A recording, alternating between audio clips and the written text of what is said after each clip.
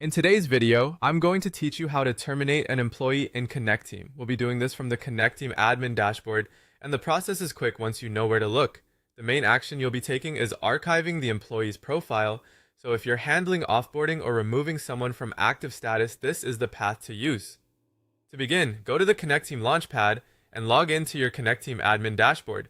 Make sure you're signed in with an admin account that has permission to manage users. If you don't have the right access level, some of the options mentioned in this tutorial may not appear.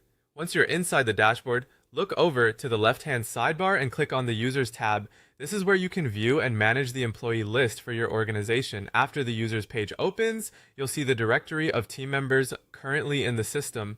Next, use the search function to find the employee you want to terminate. This is especially helpful if you have a large team, since it lets you locate the correct profile much faster.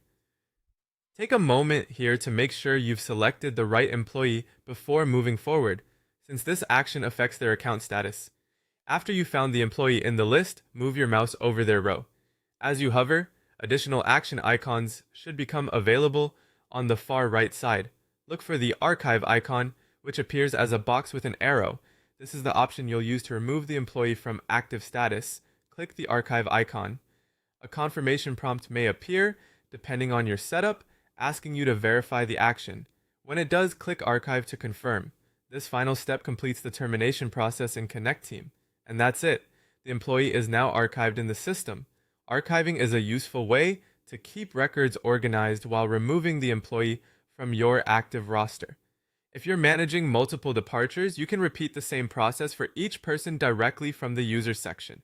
As a final tip, it's a good idea to double check the employee's profile details before confirming the archive action, just to avoid making changes to the wrong account. With that done, you've successfully terminated an employee in Connecteam.